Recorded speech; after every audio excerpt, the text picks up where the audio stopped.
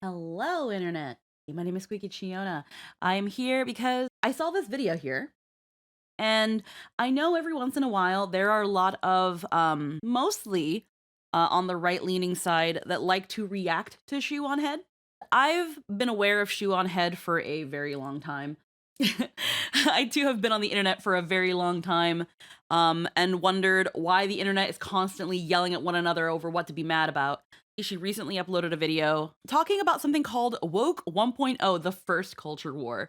Now, I have a feeling I know some of the things she's going to bring up here, but it's going to be interesting to see her takes on them. She has been a political YouTuber that has been around for a very, very long time.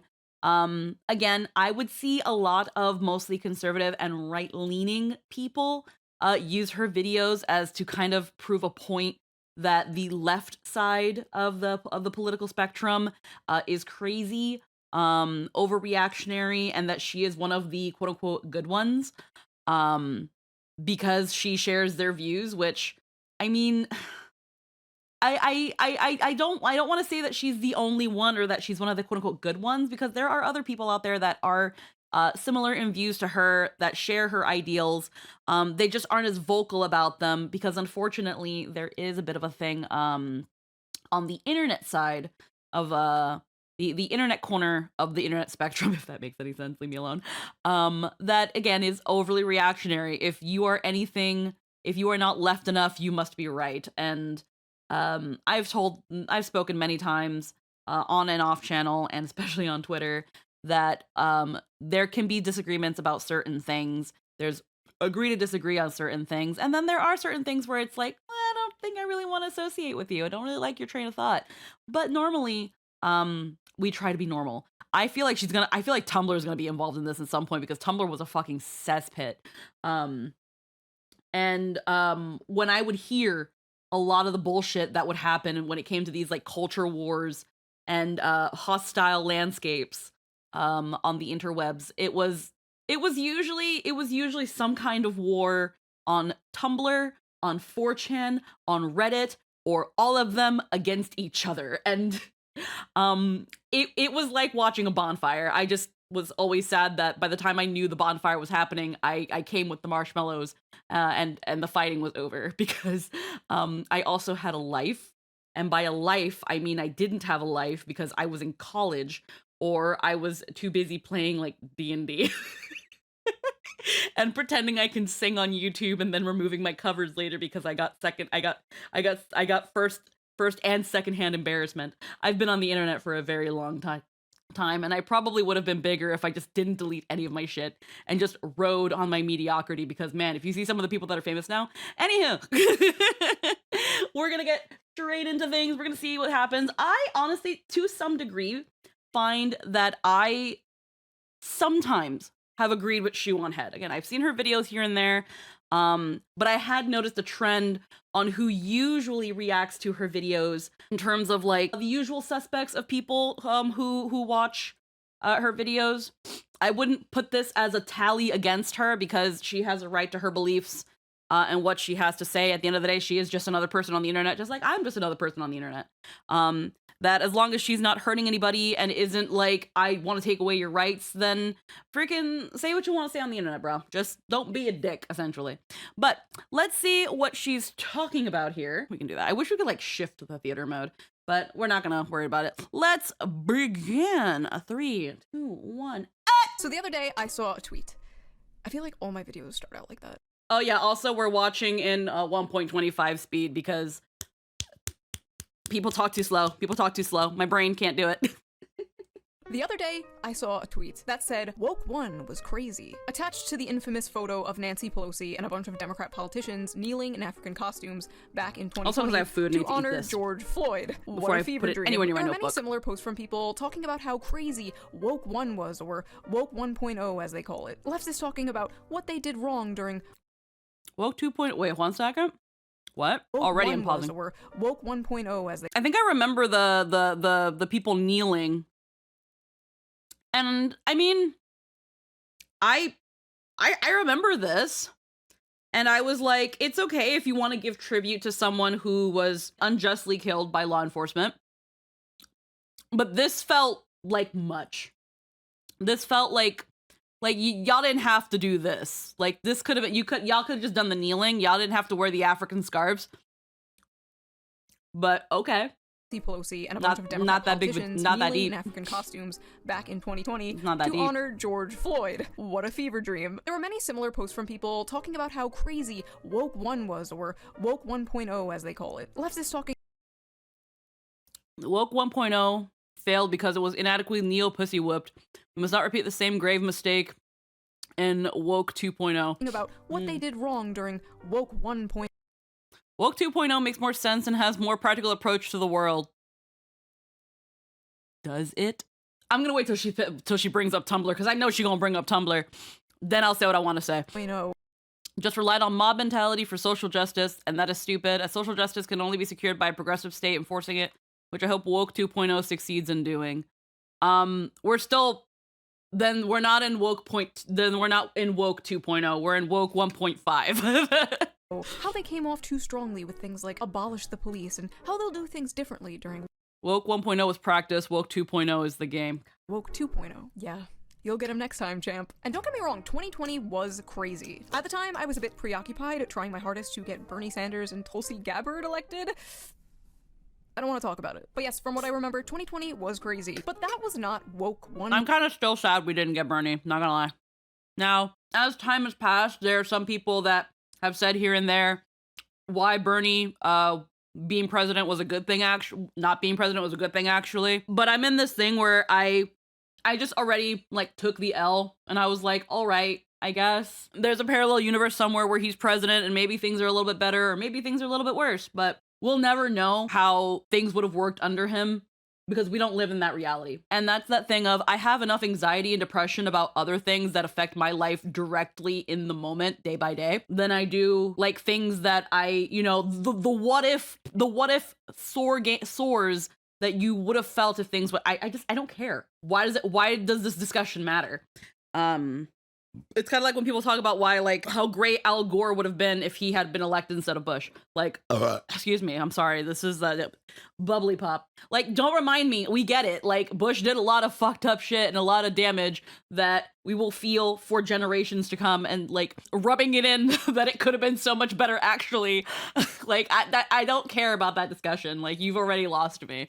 That's like, I'm a yapper whinger, and I don't even want to yap about that. I do not care. So that's interesting. I wonder how she feels about that. I wonder if she genuinely feels, I don't watch enough of her videos. I've only watched the occasional ones. I wonder if she still feels like we were kind of like we would have been better with Bernie, or if, like, it's actually bad that it's actually good that we didn't get him. I kind of wonder how her views are of that, but I don't know. She might never see this, so maybe I'll never get these answers. They'll be a part of the mystery, from now on. Okay, sorry. 1.0. Woke 1.0 started long ago. Long ago, when being woke was called being an SJW. Back when Anita Sarkeesian was public enemy #1. And I identify as an attack helicopter, believe it or not, was a joke young people told, and not your 65-year-old uncle on Facebook. You see, Woke 1.0 was not George Floyd and COVID masks. No. This was Woke 1.0. Learn what mansplaining is, and then stop doing it. Was that BuzzFeed? Hello, and welcome to the Shoe0nHead channel. I am your host, Shoe0nHead. You may also know me on Reddit as every e-girl combined into one insufferable millennial woman with fetal alcohol syndrome, or perhaps just Asmongold on HRT. As I am filming this, That's not very nice. I think she's pretty. I like her nose. You have a nice nose.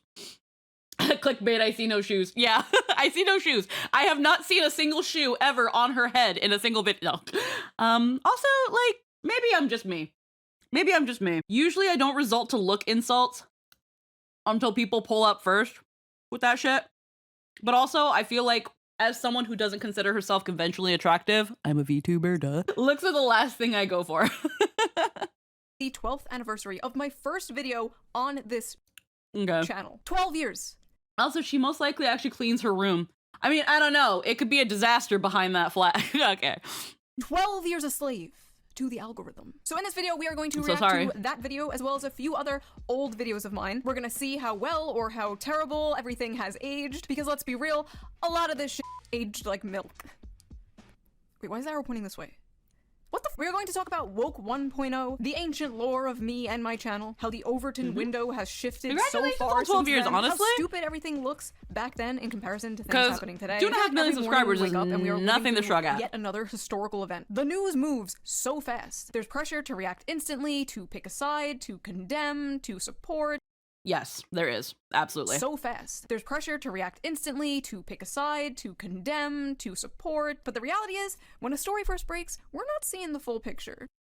Yes, that is true. I know this is going to probably go into an ad because YouTube is immediately telling me, hold on, this para enseñarte, is immediately telling me to jump ahead.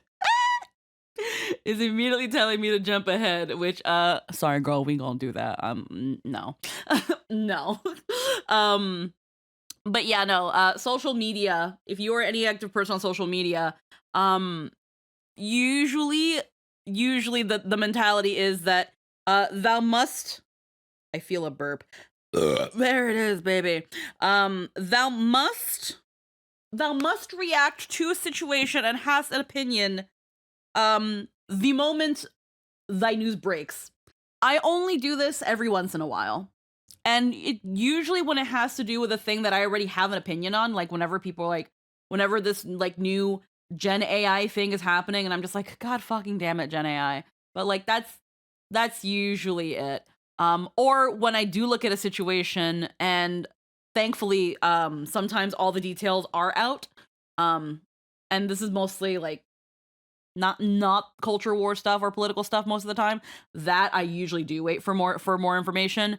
But things about like the dumb shit companies are doing or like the latest VTuber drama, usually all the details are out pretty quickly because everyone's so ready to pop off a Google Docie that it's pretty easy to see what's out there and form an opinion. And then I like to just run my little mouth. And then sometimes I'll run my little mouth anyway to see how many people I trigger because it is low-key a little funny. But let's see.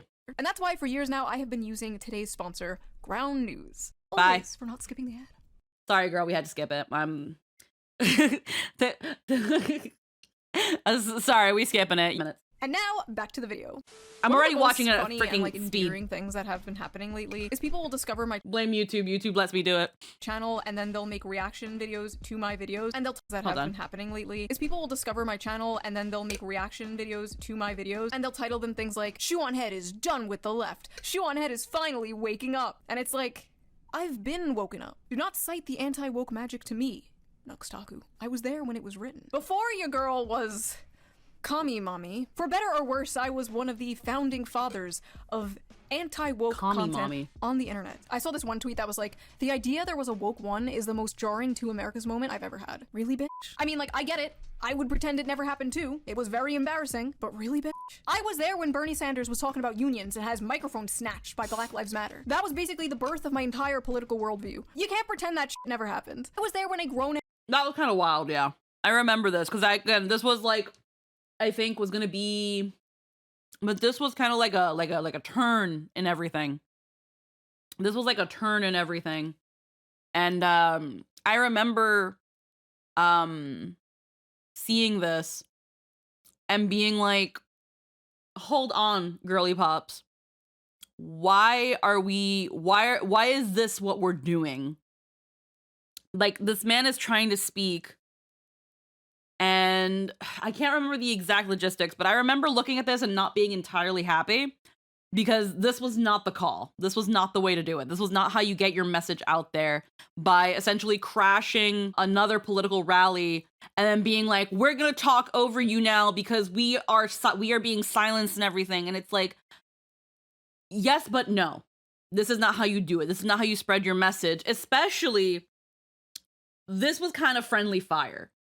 Because if I'm remembering correctly, and someone can correct me if I'm wrong, Bernie was pro-BLM and is still pro-BLM and still talks about these sorts of issues. Could be wrong. So this kind of felt like friendly fire where they're like, well, you know, he's an ally, so he'll let us do this shit, but all they did was make asses out of themselves. And because of this, people that were on Bernie's side looked at BLM and said, that's not it. And unfortunately, though, around this time, things were also very, very volatile because you could support BLM, but people, they didn't, there were certain facets because there was no leader of this, because if there was a leader, they would have gotten Malcolm X real quick, which is what we did not want. But because they were really not super organized, they were the kind of like their own little chapters of just people doing these stuffs. There was kind of no rule of law on how they should and shouldn't act. And so then you had people that supported Bernie that didn't support BLM because of actions like this. Because unfortunately, this was the sort of stuff that would get reported on. And on top of that, this made the conservative side of media, they pounced on this shit. They pounced on this shit. They're like, look at them. They're infighting. Look at them fighting each other. Look how crazy they are. Look what happens when you support this movement. They'll take the microphone right off you, tell you to shut up and speak over you. And even this, I looked at it and I was like, this is how we're going to lose the war. This is how we're going to lose. That was basically the birth of my entire political worldview. You can't pretend that shit never happened. I was there when a grown-ass scientist was harassed and brought to tears for daring to wear a shirt with like cartoon pinup girls on it. We need Nuremberg trials. Yeah, I never heard of this. Rosetta scientist Dr. Matt Taylor apologizes for offensive shirt. Taylor breaks down during apology for sexist shirt as he delivers progressive report on Comet mission. Why do y'all care so much about his shirt? Why does that matter, bro? Years for daring to wear a shirt with like cartoon pinup girls on it. We need Nuremberg trials for all the 2010s. You should legally be forced to wear some kind of patch on you in public to identify you as a woke 1.0 freak. When I saw that tweet, I literally had to stop writing my other video to make this one because I was like, okay, I'm not gonna let these people rewrite history. We're not gonna let you write the history books, okay? Who do you think you are? Ghislaine Maxwell's father? So I'm going to be talking about 4 different videos here. Oppression Olympics, Social Justice League vs. Gamers, Average is Beautiful, and Questions for Men Answered by Women. I'm not going to be showing the full videos because this video will be 4 hours long. I can already tell that this got a lot of like right-wingers unfortunately reacted to this one just by the title alone, the Oppression Olympics. And to be fair, I do agree that back then there was a really big Oppression Olympics. There was a lot of people that were like, hey, it did seem like a who could be the most offended about something really stupid. Maybe I watched too much Filthy Frank before I discovered Tumblr. Because I still occasionally watch Filthy Frank. Right. So if you want to watch the full videos, the links will be in the description. Thank you. I love you. Bye-bye. So Oppression Olympics was my first cultural political video, uploaded July of 2014. 12 years ago. How old were you guys? Wow. 12 years ago. I am like 60 years old in internet years, like 204 years old in e-girl years. If you have been here, if you have been with me for that long, you deserve I've been like, around some since kind of 2009. How old am I? Like, you have seen some All right, I am about to watch it. I am so scared. I haven't watched this in years. Hey there, pretty lady. Do you wear heels? Do you wear makeup? Do you want to go on a diet and get thin? Don't do any of those things! Hey, I'm a feminist! That's right, a feminist in 2014 America! Can my voice even do that anymore? America! 2014 America! Oh. America! I can. Okay, never mind. America! All right, let's go. Excuse What me. does that I'm mean? a lady. That means I want you to stoop down to my level! And that means don't go on a diet, don't wear heels, don't do makeup, don't do your hair, don't try to look pretty. I get tackles all the time and I hate it! I just love vlogging about it though, and I love blogging about it on my Tumblr! And shaving? Forget shaving! Tumblr. Don't shave! This video game character is dressed too sexily. I don't like it. Change it. I'm dressed too sexily and you don't like it? Stop oppressing me! Did you guys know that rape is bad? Rape is bad! Does anybody know this? Rape is bad, and if you're not a feminist, you're pro-rape. The eye roll, though. Got you. Got you. Got you. That's what that is. That got you. Oh, good, it's over. that- Oh, fuck, she's back. Feminism in 2014 America is completely pointless. Okay, It's Shoe just a Shoe and made up culture war grievances. Here we go. Yeah, no, we're reacting to this.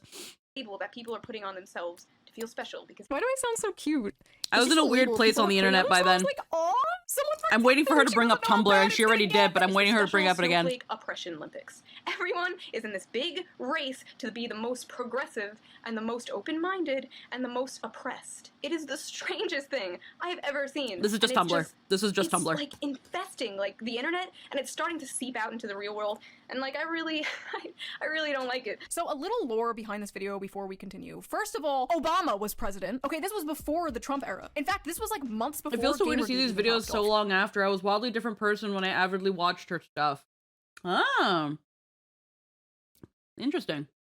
This is ancient. Some of you don't even remember a time before Trump. 2014 culture war brought out the worst in so many of us. Oh yeah. Like, Trump is your Well, again, I feel like I kind of low-key dodged this, normal. but I'll get into You that don't in a little remember bit. what the political and cultural landscape was like before Trump. That I is do. like crazy to me. Anyway, at this time I I was do. like 23, 24, working at a makeup counter in the mall, and I noticed all the people around me were changing. Their personalities were shifting. They were becoming like very unfunny and like offended at everything. It was very weird. One example that sticks out in my mind for some reason was my friend screamed in my other friend's ear. My friend was like, "Ah, you're gonna make me go deaf." And then my other friend was like, "That's not funny. My brother's half deaf." I don't know why that one sticks out, but like that was a pivotal moment where I was like, what the fuck is going on? Also, we later found out that her brother was in fact not half deaf, but anyway, the only thing I traced I'm gonna say right now, my brother is actually 30% deaf in one of his ears because of a plastic dinosaur incident when he was a toddler, and we made deaf jokes all the time, and it's still funny. And I still do it, and it's still funny. Still funny.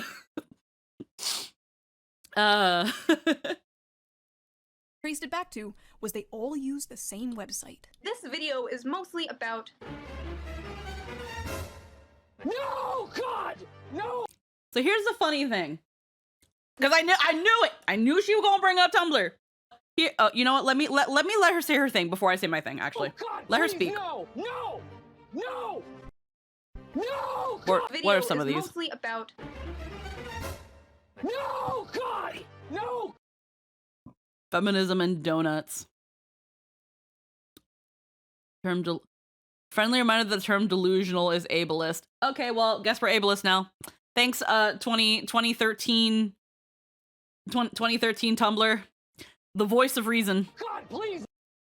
Because Harry Potter movies made Hermione Granger more famous for being hot than clever. Excuse me? People thought Hermione... Okay. No, God, I need to see some of these. no. Equality is greater than feminism. Can we take a moment to revel in this ignorance? Oh, God. Why do people on Tumblr not realize that abuse, misogyny-related posts trigger some of their followers? It's bothering me so much. Seriously, I'm so triggered, and I can't avoid these posts. They're like a fucking plague. You're all disgusting. Kind of things. At least put a fucking trigger warning. Okay. Please, no. I need feminism because I walked to my bus stop in broad daylight in my nice neighborhood with my phone ready to call 911 because I was so scared. Okay. No. Isn't it interesting how the majority of these people holding up the I don't need feminism signs because, okay. I don't get how you can define yourself as a woman and say you're an anti-feminist, like you actually believe that men should be superior. That's not what that means. If you think delusional is ableist, you're delusional. Exactly. Thank you. Hold on, let me get Chat Ninja back up. I don't pretend it was a civil time where people understood decorum and empathy because lol no, but bigotry was mostly kept under wraps as opposed to being screamed proudly through megaphones. Exactly. And then yeah, also if you think delusional is ableist, you're delusional. Exactly.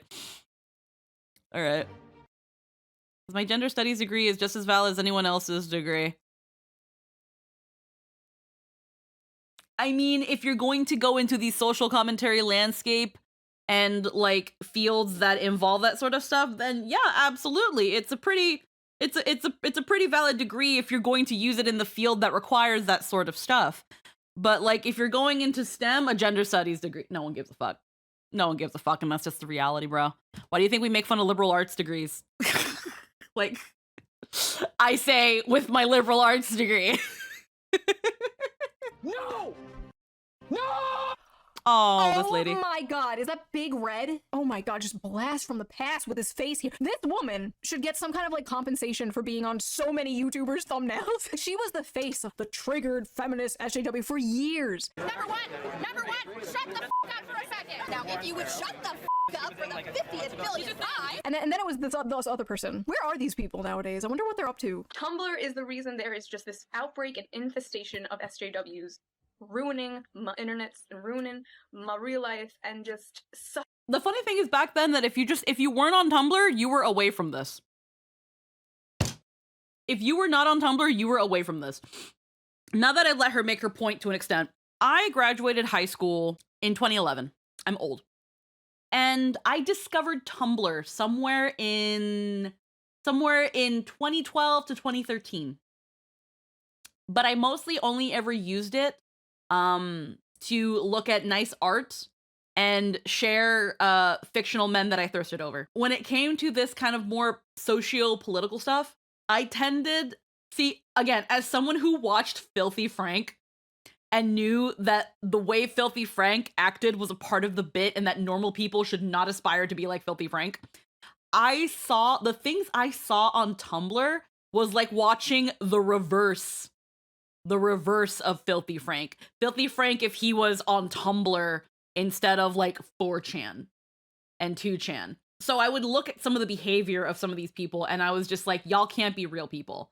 You guys don't have actual problems. Now, I'm not going to go into like a rough of like how I lived my life and stuff, but having grown up with like immigrant parents who Latino immigrant parents tend to have somewhat conservative views. Although now my parents swing definitely more liberal, they still hold some traditional values just based on being products of their time. This is that sort of thing of you kind of got a taste of the mix of both. But also just the lack of almost the lack of self-awareness and the rampant entitlement. And then on top of that, the fact that a lot of the people on Tumblr were like much younger than me. Again, I was like an 18, 19-year-old on Tumblr. I was about to I was taking a break between high school and college, but about to get into college. Again, playing tabletop games and, watching anime with my friends and stuff, not really engaging on the Twitter fandom discourse because I also don't like engaging with fandoms. And sometimes certain political views do get into fandoms, whether people like to admit it or not. And I just didn't engage with any of this stuff. So due to so many of these factors, it was very, very hard, if not impossible, also me watching Filthy Frank, impossible for the roots of this behavior and this thought process to ever infect into my mind. And also because I wasn't just in high school, just starting high school, or on the latter half of middle school, I wasn't an impressionable youth that was going to be brainwashed by the people who were older than me and with these thought processes. I'm gonna say on the more radical end, because the more vocally radical end. So there was just no way for me to get into this thinking of, you cannot tell me that throwing a tantrum on Tumblr is how we make change. I would see some of the things that people would say they were getting triggered by, some of the things that people were getting offended by, and just being like, you're gonna be how we lose the war. You're gonna be, if there is a war, because these are also the people who be like, we're at war right now. We're at war with racists and ableists and the political, social, economic landscape. Blah, blah, blah, blah. And I looked at some of this behavior and this thing of you have to say this or you're that. You have to believe in this or you're that. If you don't have anything to say about this, you're part of the problem. Yada, yada, yada, yada, XYZ, 1, 2, 3. And that was that sort of thing where I was like, this is how we lose the war. If there is a war, you will be how we lose it. Because these people weren't going out and demonstrating. These people weren't actually having genuine conversation. They weren't entertaining the other side or even trying to get any sort of actual debate and conversation. It was that thing of there was a lot of infighting. Because here's the thing. Everybody on Tumblr was a Tumblr. Most people on Tumblr were a Tumblr. So just like the picture of Bernie getting the mic snatched from him by BLM members, Tumblr was a lot like that on a grander, dumber scale. It was a bunch of people who all had generally the same ideas fighting over a microphone. And if they couldn't get their 2 minutes on the microphone, they would throw things, and they would essentially throw things and throw names and accuse you of being an ist or a phobe or this or that. And it just looked like playground fighting, except they were people saying that they were adults. And I just mostly looked and stayed away from that. I had some older peers, because the people who introduced me to Tumblr were much older than me, funnily enough. And while they had some agreements to these like points and views, they were like, but I don't get involved in this sort of stuff. I just say what I need to say on Facebook instead among my friends. I don't need to throw it all out in the general public internet. Or they would make it a private post on their blog so that only like their friends could see it or their followers could see it. Because it was unfortunately also very easy for people to try to like find you on Tumblr and then like retweet or send you asks harassing you. So like there was all this stuff, and Tumblr was a very, very toxic environment. And I'm thankful that around the time I learned about it, there was just no way for me to get like infected by this mentality. Let's see, what are you saying here? Also, we're at a point where feminism itself as a term is no longer useful. We need to denote that wave because first, second, and third wave feminism are radically different. Oh, absolutely.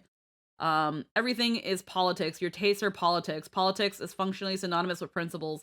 That said, yeah, fandom sucks and outrage culture is not activism. Exactly. And that's what Tumblr was rife with. It was just people being mad at a thing, yelling at a thing, and finding someone to attack. But because everyone's on the same side, they're attacking one another. And then the rest of the internet looks at them and says, they're fucking crazy. And that's, yeah, because you essentially had a rabid dog constantly gnawing away at its limbs. You're gonna look at a rabid animal doing that and think that animal's crazy. That's what Tumblr was. That's what 4chan was. That's what Reddit was. Just different degrees of rabid gnawing its own leg animal. And then in the moments of somewhat clarity that these websites would have, they'd look at the other sites rabidly gnawing at their limbs and then be like, wow, they're crazy, aren't they? That was the internet. Yeah, you can't be a political movement if you're constantly infighting. That's the entire basis for divided we fall. Yeah, and then you had the very few, they were there, believe me, trust me. I'm not going to say that I was one of them. I'm just, because I was mostly just someone who was watching at this point. Again, I was the one late to the bonfire with the marshmallows being like, oh, it's over. I was the one, there were still a couple sane people here. The problem is that those people no longer spoke. Because it became that mentality of, if you're not left enough, you must be right. So there was just no point. There was no conversation to be had on these sites. There just wasn't. They were, funnily enough, they were all echo chambers. And unfortunately, if you were a younger person that was generally quote unquote normal, and you see these sites and you realize this is just a rabid animal gnawing at its own legs, you start being like, is the rest of the internet like this? And again, within its own contained factions. I hope I'm making sense. I feel like I'm rambling. But no, it's like they're like it infected outside. It quote unquote affected the outside world because your friends were also on Tumblr. That's another thing too. By the time I got on Tumblr, I was already out of high school. I was already out of like, hey friend I see every day. Let's talk on MySpace after school. I didn't have a MySpace. Let's talk on Facebook. Let's talk on Gaia or whatever that shit. Like every time I would quote unquote join these websites to talk to my friends, quote unquote, we never did. I would try to talk to them and then they'd be too busy. One of my friends from high school, I remember she and I had a disagreement. We had 2 disagreements in the times that we ever talked on on Tumblr, like Instant Messenger.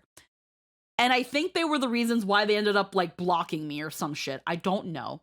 I don't know why they blocked me. They never told me. I was never even aware that they blocked me until one day I tried to message them about something and realized that nothing would get through. And when I thought there must be a reason why, and I Googled it, it was like, when this happens, it means they blocked you. And I was like, huh. 2 conversations. One, we had an argument because Matt Pat gave the Pope Undertale, and she thought this was a horrible thing because his video like compared like gamers to people that were persecuted, except that's not what Matt Pat did. Like, I remember that, where I was like, the reason he gave the Pope Undertale was not because he was expecting him to play it. It was because the message of Undertale, when you go under a specific route, like, he's not actually comparing gamers to people who were persecuted. It's more so the usual view people have of gamers as like violent, sociopathic loners who just play shoot up games all the time, when a game that is considered probably one of the best games ever has a route where you don't hurt anybody, where you make friends with everybody, and through the power of love and determination, you save not only the world that you were trapped in, but the other worlds as well. Like, Undertale, fundamentally, if you go down the pacifist route, is a game about love and acceptance and forgiveness, and it's one of the best games ever. Yet people have this distorted view of gamers. That's what it meant. The second argument, also, yeah, Undertale is about the right to choose not to sin. Exactly. And then the other argument was about PewDiePie, because it was a couple years after PewDiePie had his unfortunate incident where he said a really bad word at the bridge.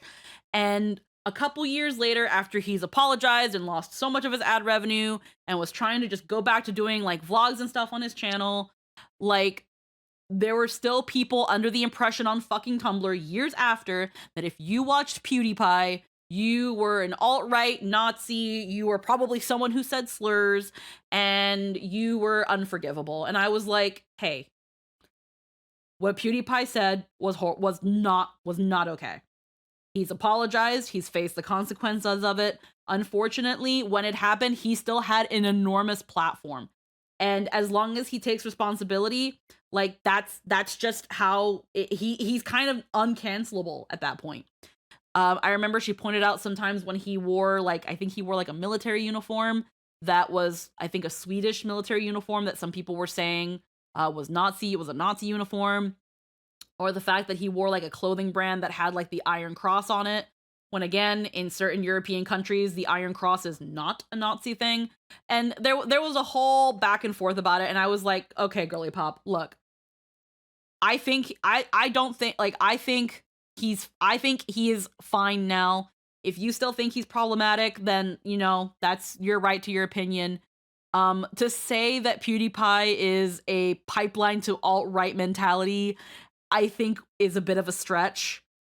Because he's not touting this sort of stuff. He's not normalizing this sort of stuff. The dude's just playing video games, and like freaking his now wife is showing vlogs of like Japan and things they do and stuff. Like, I don't look at these people and think they're Nazis. I think they've definitely done some shitty things, but have since like apologized and stuff for it. But again, Tumblr, nuance does not exist on Tumblr. It does not. Not even in the case of fandom discourse. It does not.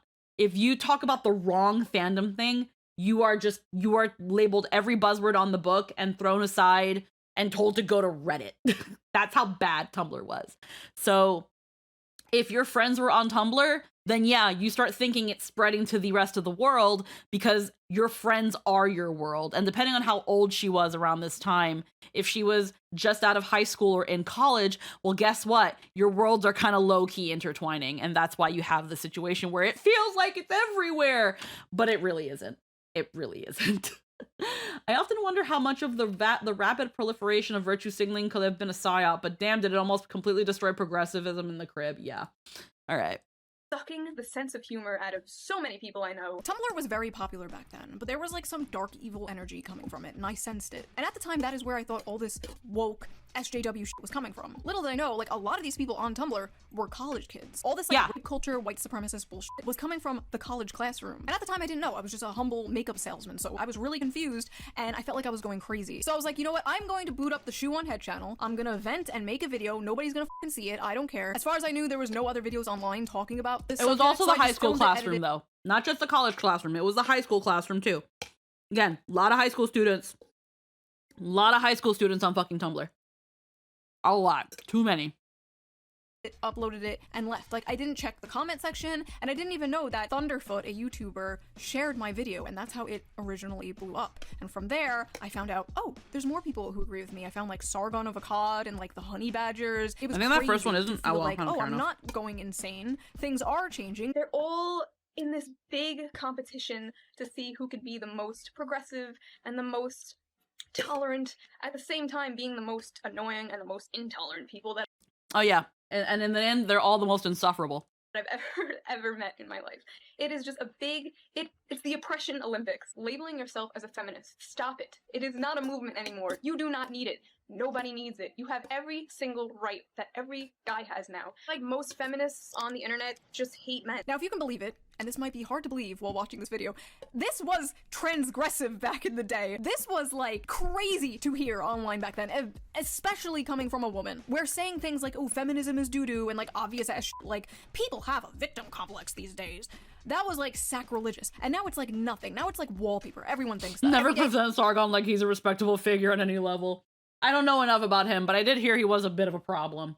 There's like a new racist ego. I think he fell off, though. I don't know. Off Don't ask me. Like, if this video came out today, it would get like no views because it's the most basic shit ever. This video almost got me fired from my job. You know, like they found out where I worked. They called my boss. They were like, she hates women, like all this stuff. When it first blew up, most of the comments were negative. It was just a bunch of angry. Not saying that she deserved that, but you gotta be careful about that. You gotta be careful about your face. Women being like, you're a handmaiden of the patriarchy. Like, this was before the term pick-me existed. Handmaiden of the patriarchy. That goes kind of hard. Can we bring that back? Okay, so that was the first video. Let's watch another one, shall we? This is called Social Justice League. Here's another thing about the feminism stuff. Feminism. So, do I consider myself a feminist? I think I do. I consider myself, to an extent, a feminist. Some feminists would say that I'm not a feminist, though. And mostly, my idea of, like, feminism is more so not about rights. You'd be fourth wave, like almost every online progressive. That's fair.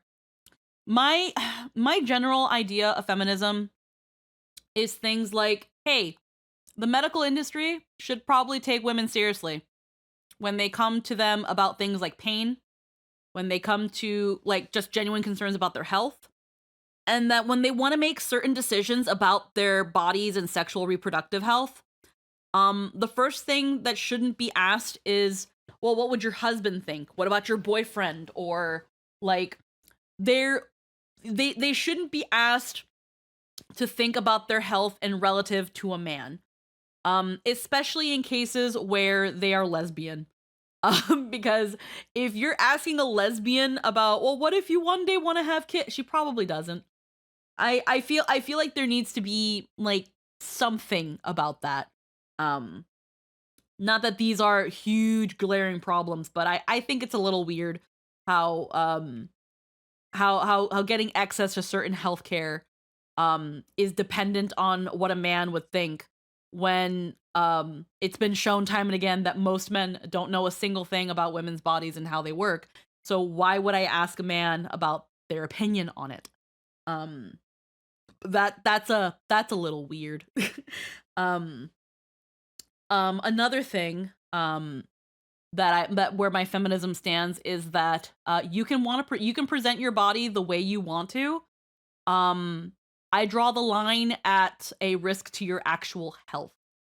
And And normally most people out on the outside in the real world are usually fine about that.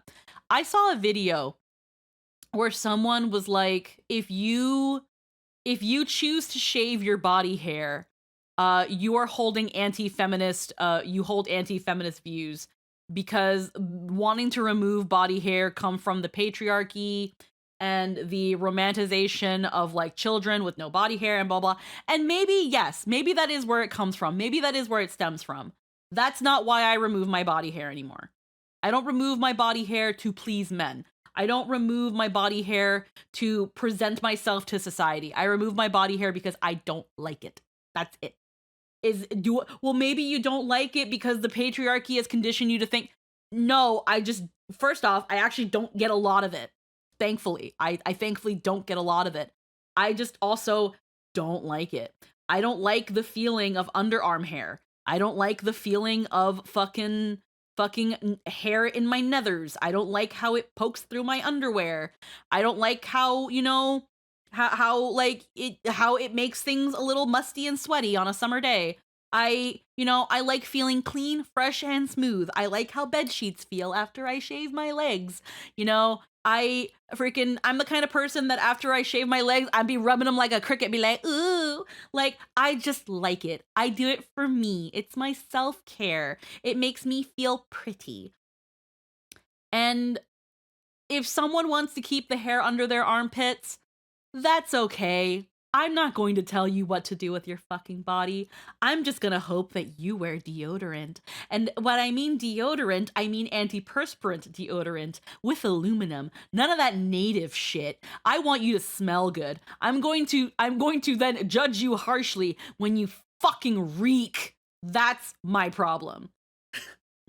When it comes to like wanting to be slim and cute, yes, I would love to have the body type to be super slim and cute. I'm only small. One out of three, I guess, ain't bad.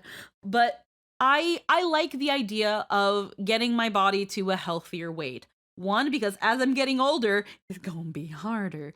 And second, I just, I care about my mobility. I care about my mental health. And sometimes having a healthy body, does correlate with better mental health. It's just the science. Can one say that like how one's body looks is not wholly indicative of their health? Yeah, I will agree to one extent. You cannot tell me that Ariana Grande, the way she looks right now, is healthy. You cannot convince me otherwise. The same way you can't convince me of I don't keep touch with a lot of celebrities, so I guess insert fat person of the month. You can't convince me that they're healthy. If you are in the triple digit weights and you breathe like a bulldog, there might be a problem and you might want to do something about that. But am I gonna tell you to do it? No, that's none of my business.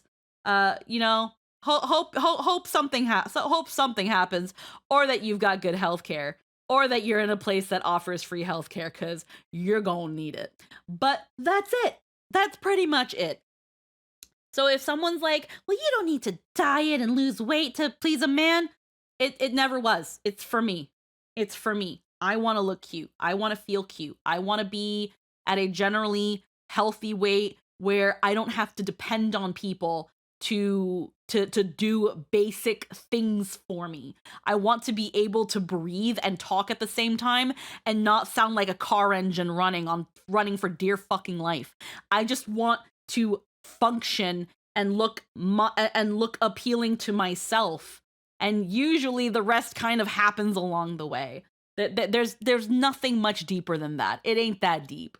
But that's the thing with a lot of the social commentary, is that in order to get the clicks, in order to get the followers, it needs to be that deep. And maybe that's why I'm where I am right now, because I do subscribe to a honey, it ain't that deep. Honey, it ain't that deep. Or honey, it's not enough. It's not enough of your business it's not enough of your business that this is what's gotta be.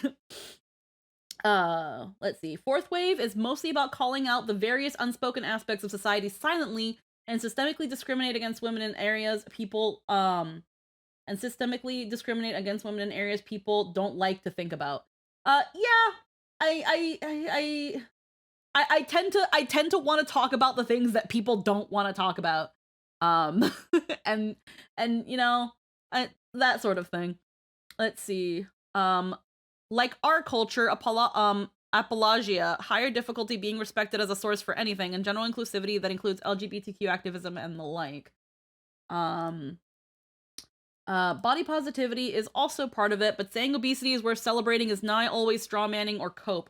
You don't have to be skinny to be valid, but if you aren't healthy, you should care, and that goes for being underweight too. Exactly. When it comes to body positivity and health consciousness, it goes both ways. There is too skinny, there is too fat. If looking at somebody, if looking at the people who were at the fucking, what the fuck was that fucking house that was full of the fat girls that they recently had a documentary about? None of those girls were healthy. None of them. That's something that we should not be allowing. That's not body positivity. That's no. That's not it. But you know, some people, when they don't have an argument, they'll just slap you with a buzzword and then leave it at that. The right does it, and unfortunately, a very dumb subset of the left does it too. And so it's that thing of both sides engage in these kind of straw man buzzword mudslinging that they when people don't want conversation, it shows. When people don't want to talk about anything, it shows. But yeah, I'm sorry, I'm rambling. Gamers. May or may not have noticed, I've been fully immersed in this whole Gamergate thing since it started like 2 months ago. Gamergate I'm was so sorry. 2 months ago? I'm so sorry. Oh my god. For those of you who don't know what Gamergate was, you know what, don't worry about it, it's not important. Some woman allegedly slept with someone and now the Strait of Hormuz is closed. Things happen. Damn.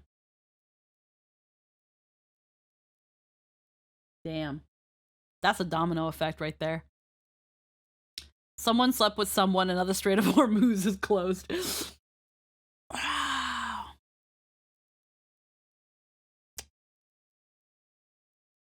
That is a domino effect right there. That's like almost up there with the whole like 9/11 50 Shades of Grey. That's like almost to that levels of domino effect. I remember hearing the here's and there's of Gamergate. I stayed away from that. I stayed away from that. I had people tell me about that. Gamergate was crazy. One of the most consequential things that didn't actually happen. Yeah, no, I'm kind of low-key believed Gamergate was a psyop. There's no way. There's no way though this was real people. Ain't no way.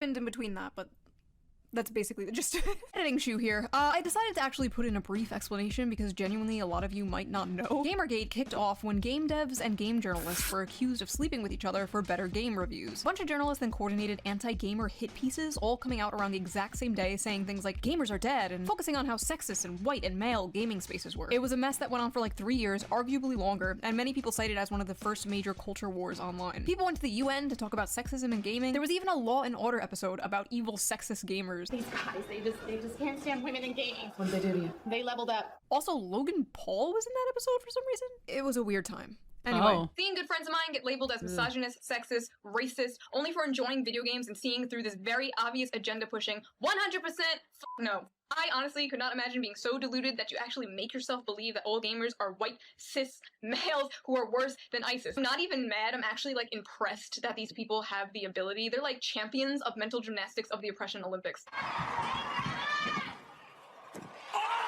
SJW, logic and facts. Oh my god. Coming in like, I don't like this, I don't like that, I don't like this character doesn't look like me, she's not frumpy and below average, it makes me insecure, change it, change this, I don't like this, I don't like that, I don't even play that, but I don't like it.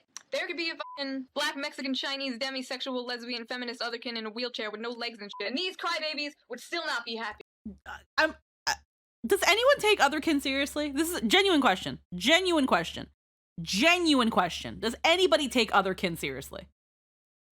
Has anyone ever taken otherkin seriously? And please tell me the answer was no. Please tell me the answer is no.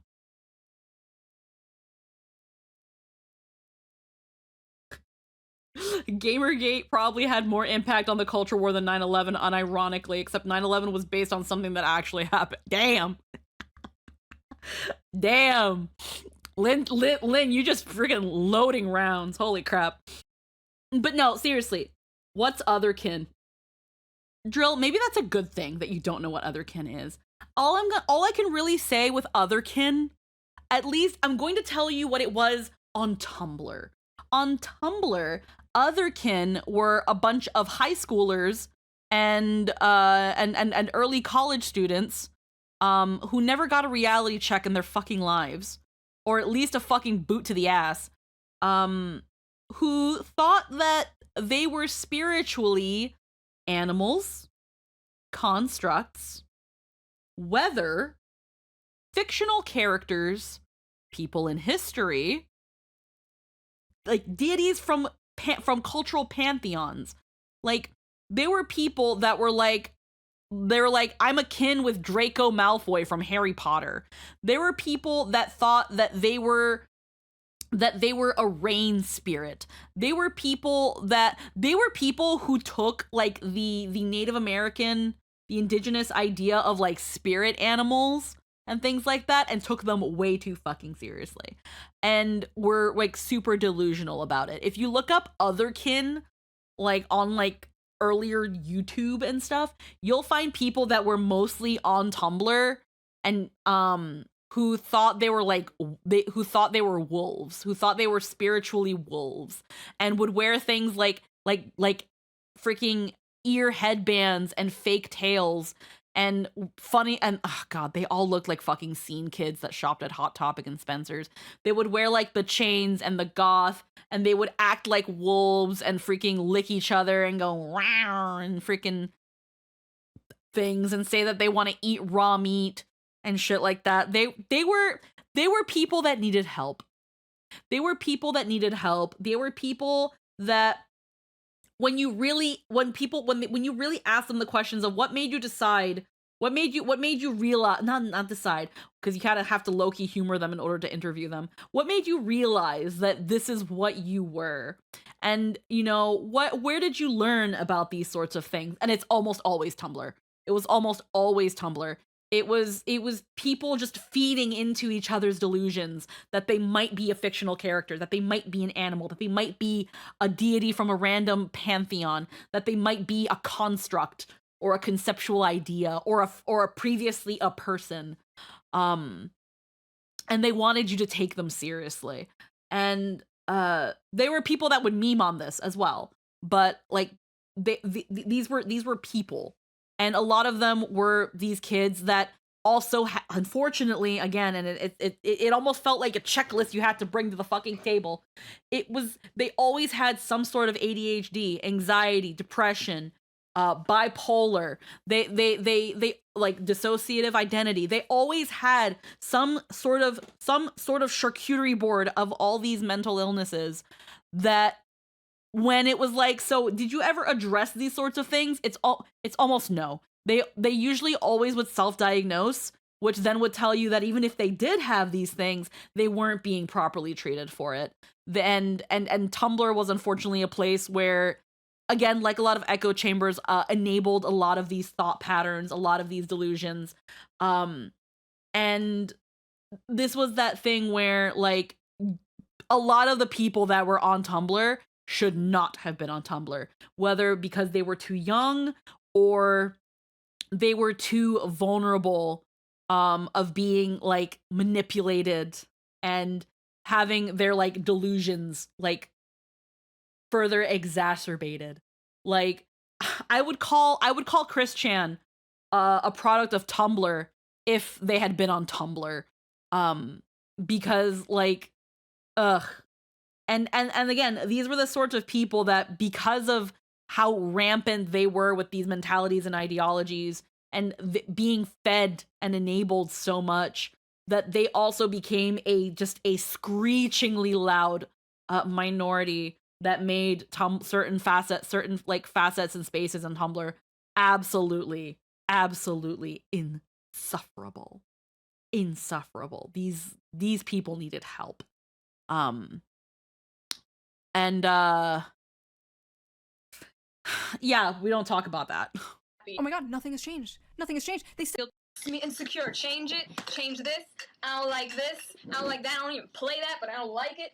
There could be a fucking black, Mexican, Chinese, demisexual, lesbian, feminist, otherkin in a wheelchair with no legs and shit. And these crybabies would still not be happy. Oh my god, nothing has changed. Nothing has changed. They still do this shit. They still invade nerdy male spaces and force them to cater to them. They're still purposely making female characters like ugly and frumpy. You still can't pander to them because they'll never be happy. Take a look at this. It's a frightening and What is saying? But yeah, you can draw a pretty direct line between Gamergate leading to QAnon, leading to the celebrity of Elon Musk, leading to the election of Trump, and everything that came after. Gamergate is one of the most consequential events of the 21st century and should be taught in high school history.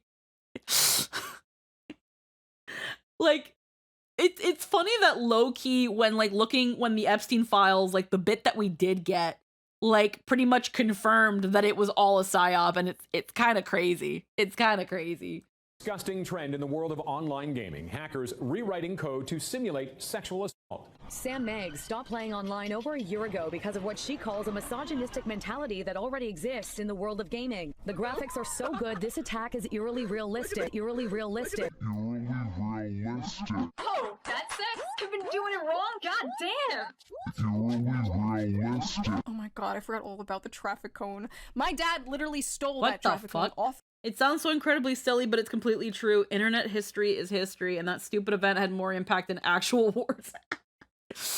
It's insane. It's insane. Hold on, I gotta go back here. Trend in the world of online gaming. Hackers rewriting code to simulate sexual assault. Sam Meggs stopped playing online over a year ago because of what she calls a misogynistic mentality that already exists in the world of gaming. I don't know what's going on The there. graphics are so good, this What is going on here? attack is eerily realistic. Eerily realistic.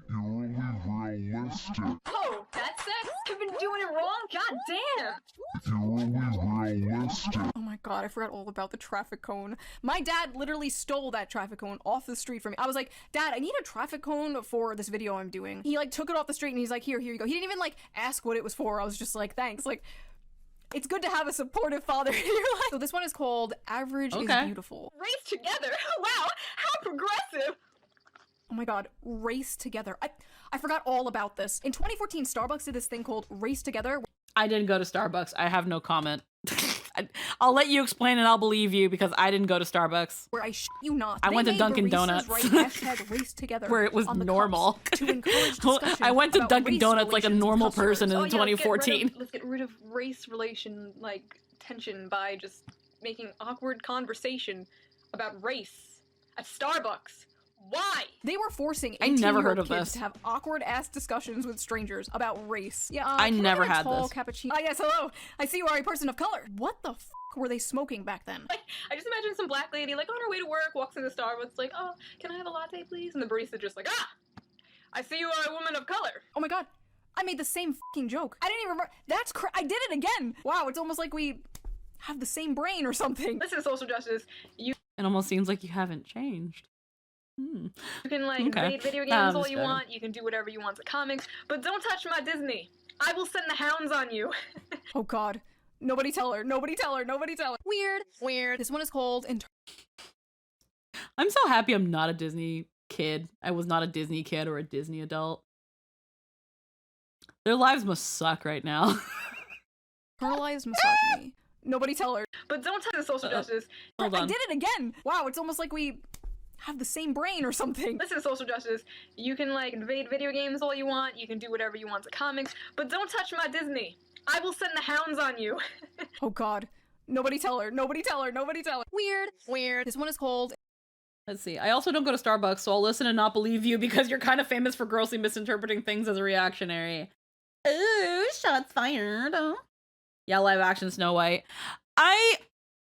To me, all the live actions are bad, and I feel like making the whimsical, magical Disney movies live action is kind of like throwing out the plot or like missing the plot, whatever freaking people want to say about it.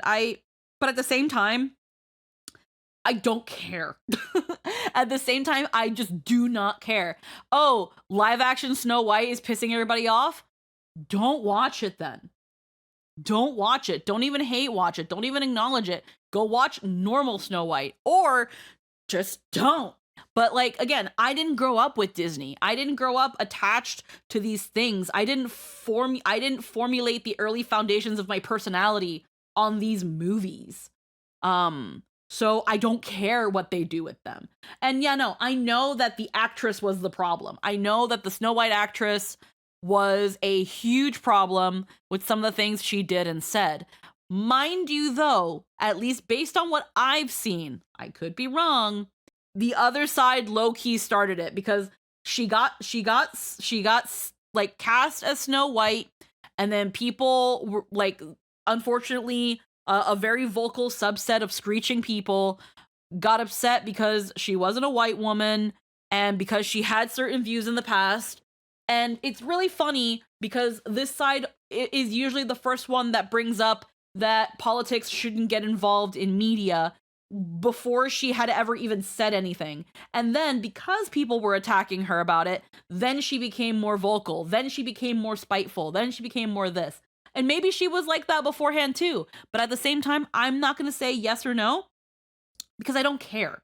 Because I don't watch movies. Because I don't really engage in like media like this. And I also just do not care about Disney. So that became a thing of like, if you have a problem with the live action Snow White, but you like Disney, go watch the original Snow White. If you had a problem with what they did with The Little Mermaid, whether it was good or bad, go watch the original Little Mermaid. If some people are able to find enjoyment and look past that, great. If some people can't look past these things and choose not to watch it, great. I want the Disney live action fiasco to stop just so that people can just stop talking about it, because it's so stupid at this point. And the reason Disney is going to keep doing this, whether the movies flop or not, because we done seen those Moana, we done seen those Moana fucking those Moana earnings and those Moana ratings. They're going to keep doing it as long as people watch it anyway, as long as people talk about it anyway, whether it's shitting on it or praising it. You're talking about it. I'm talking about it right now, and I don't care. But yeah, sure, nobody tell her. It only gets worse. Misogyny. If you're a woman capable of individual thought, you've probably had the term internalized misogyny thrown at you a few times. So, what is it exactly? Fucking retarded, the end. There are so many stupid feminist rebuttals, but I think internalized misogyny has to be like my top favorite. Right after she's doing it for malattention and she'll learn when she's older. She'll learn when she's older, as if one day it's just gonna be like, Happy birthday to you. Holy shit!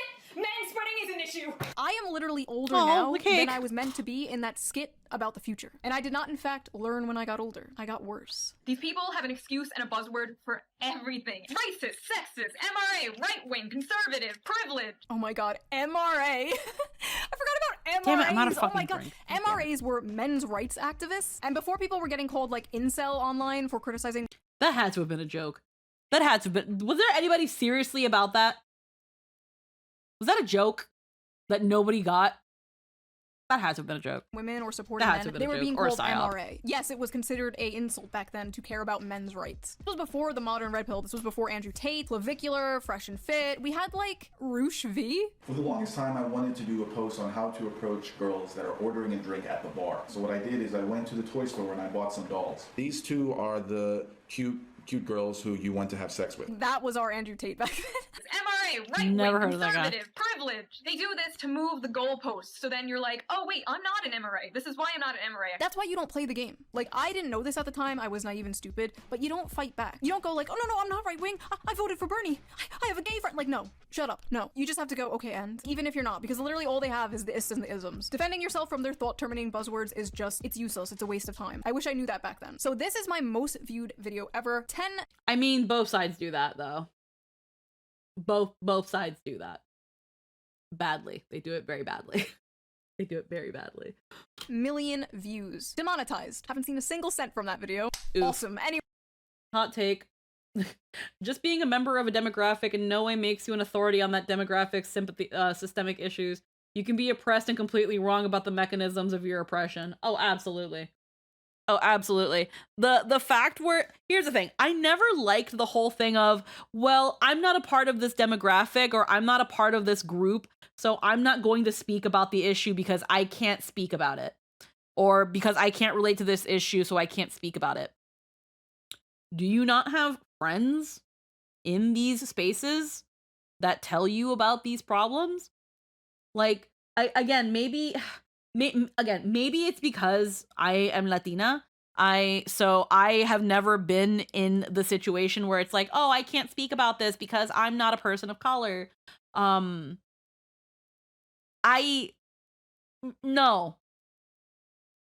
No. I feel like as long as you're being fact-based and pretty in good faith about certain things and are still open to discussion with people in and out of those spheres, I feel like there could be some sort of discussion. I feel like having criticism about certain things does not mean that you're demonizing or that you're minimizing certain things because you have critique of them. These are the foundations of proper discussion. At least I like to think this. So, no. Facts are facts regardless of who says them. Yes, essentially. That this is that sort of thing where I just kind of I can't subscribe to the fact of, well, you're not in this social circle, or not social circle. You're not in this group. You're not a part of this group, of this community. So you can't speak out about those issues. Who said who? Who are you? No, I am going to say that. Now facts can be weaponized when narrativized in bad faith to try and push people towards the wrong conclusions. But 2 + 2 is 4, even if Hitler it. Yeah. So like this is that sort of thing. Where I'm trying to find a hot take, that won't like freaking. Yeah. 2 + 2 is 4, even if Hitler says it. Yeah, exactly. There you go. I'm trying to find a situation that I could say. Actually, let's bring up a recent-ish one that, funny enough, Shoe0nHead I think spoke of. The case of I can't remember the names. The case of the black boy that stabbed the white boy and was found guilty of murder. What happened here? Why are people arguing about this? I don't understand. Someone killed somebody. They should be tried, convicted, and left to rot in jail. This is not a race issue. It should have never been a race issue. People trying to turn it into a race issue are fucking stupid. That's it. Period. If you stab someone and that person dies, or just on virtue of you stabbed someone, you go to jail. Period. Motivated reasoning. Like, it's that thing of, I'm sorry, that boy should not have been in that tent. That boy should not have had a fucking knife in school. That boy should have just listened and freaking went back to wherever he was supposed to be. And I think an adult should have gotten involved, and maybe even campus security. But none of that happened, and unfortunately somebody died because of it. People saying that the boy who stabbed the other boy, I'm not even bringing up the race in this issue. The boy that stabbed the other boy. The reason the reason people want to turn the boy that stabbed the other boy into a race issue is because the case went pretty quickly. In terms of like how convictions were wrung out, and it was like, yeah, because you have a bunch of witness testimony. I think there was even a video of what happened. Like there, it was cut and dry. It was cut and dry, and there was no way you were gonna fight. You were gonna like convince the jury otherwise, and to try to act like this was a racism instead. And that, you know, my boy done nothing wrong when 12 other people saw him pull a knife and stab someone in the fucking heart. I'm sorry. You're not going to turn it into a race issue and have an intelligent conversation about it. It's not going to happen because it's not an intelligent conversation. It just isn't. A boy who just happened to be black stabbed and killed another boy who happened to be white and then happened to go to fucking jail. I don't care who fucking stabs me. I want them in jail. Period. And the fact that people tried to turn it into a thing, and how and I think apparently the parents were like crying that their lawyer didn't do a good enough job or some shit. People trying to say that it was a systemic that it was a systemic racism. And I just looked at that and I was like, you know what? I do not care. I do not care. This is not intelligent conversation. This is not good faith reasoning. This is egoism. This is this is fucking team tactics. This is fucking no. We're not doing this red versus blue. I'm not falling for this. I'm not doing it. Somebody died and the person who killed them goes to jail. Period. I don't care. I don't care if it was white on white, white on black, white on brown, brown on black. It doesn't matter. Whoever got stabbed should not have been stabbed, and the stabber should rot in fucking jail. Period. That's it. There's nothing to nuance about. This should be common sense. But the problem is that everyone is so mentally fried that we can't have these sort of conversations. And even if it was a race issue, that's completely irrelevant to the fact of the case at hand. He did it. The evidence is conclusive and overwhelming. Prison. And again, I feel like and funnily, ironically enough,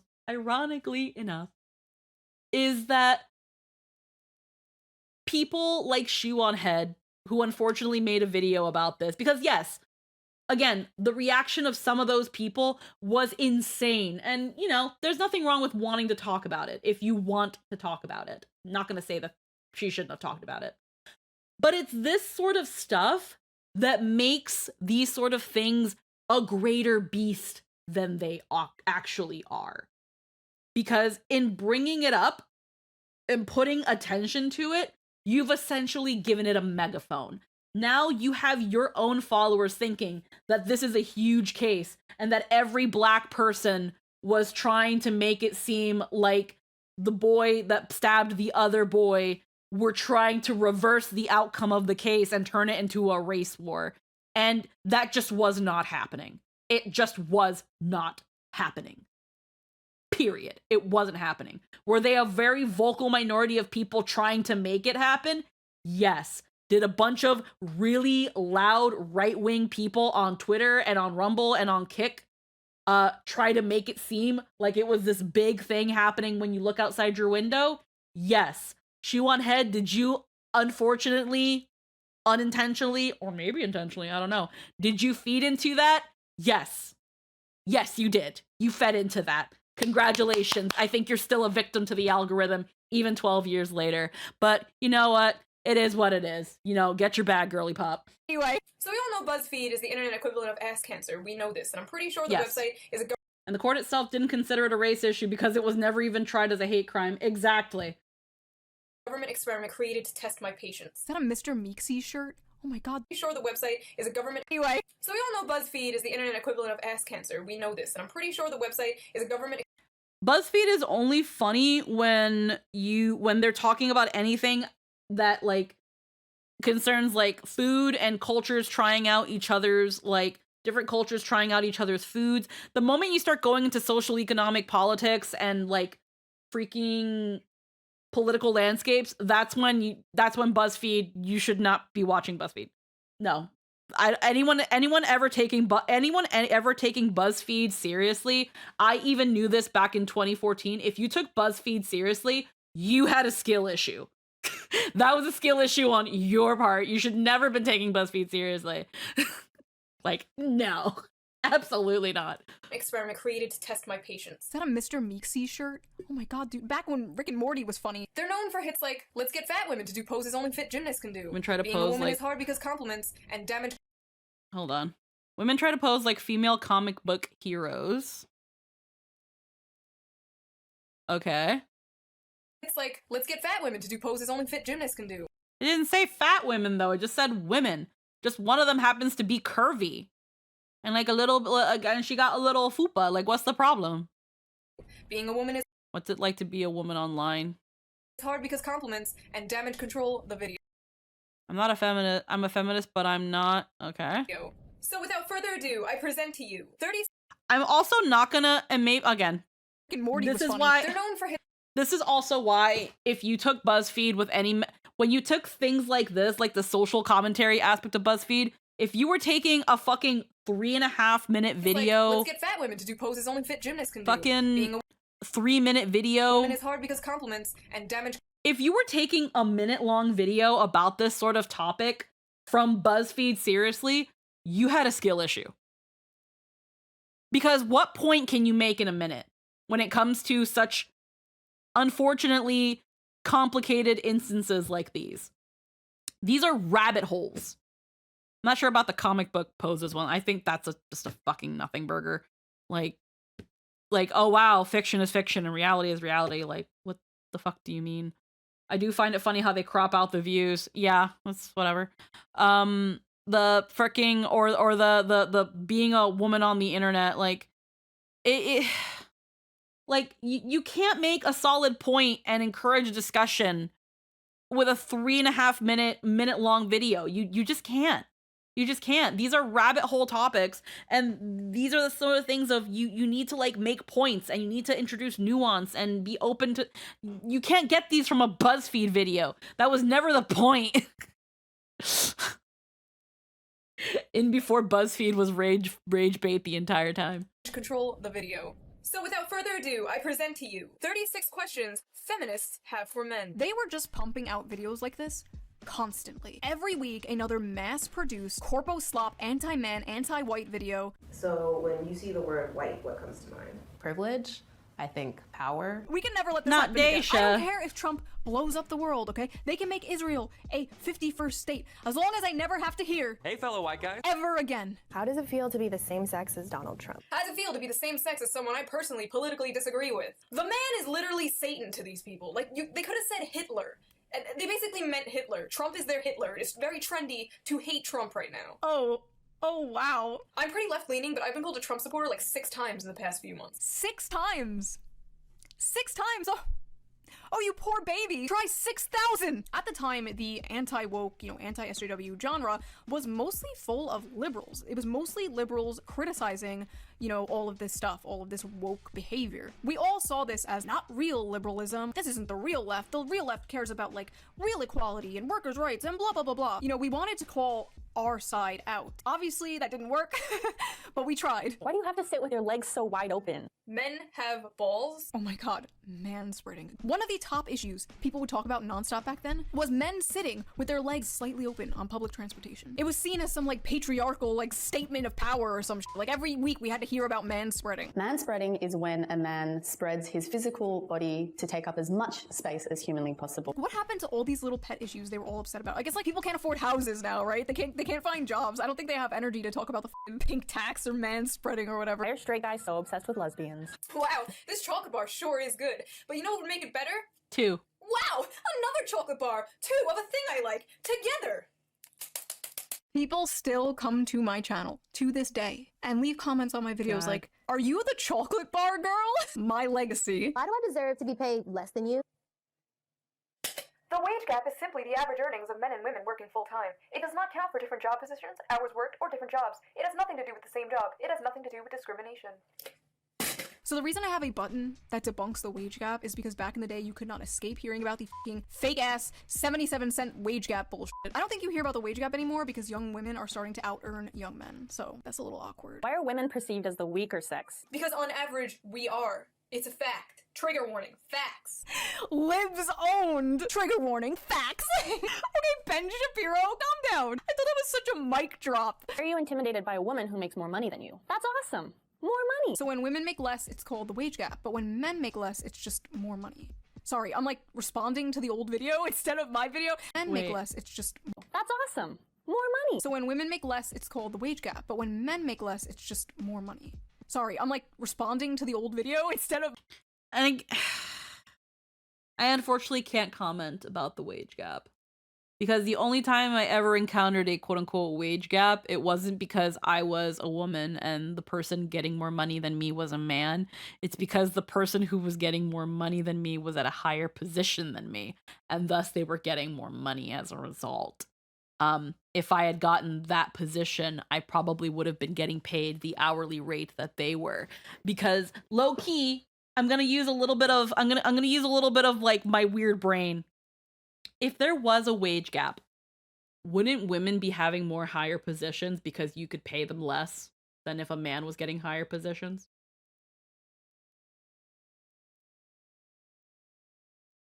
Shoe, you're being hold on. Let's see. Hold on. A huge problem in this area that is still somewhat ongoing is people responding to posts no one even watched and acting like it's the majority viewpoint, threatening to destroy the fabric of society. Oh yeah, no. Her hiding the views is probably intentional, because if they have a shitty amount of views to compared to a bunch of other BuzzFeed's other of BuzzFeed's videos, then that kind of shows you no one was watching those videos. Just because they were making them doesn't mean people were watching them. Like she even said, BuzzFeed was fucking like mass-produced, corporate churned slop content before we even started calling things slop content. They were a slop channel before we even had the term slop channel. Let's see. Wage gap means women make less doing the exact same job. Women making more money means she has a higher paying job. Yeah, normally, again, this is that thing where I, as someone who has been a working woman, has never experienced this wage gap that people keep saying is happening.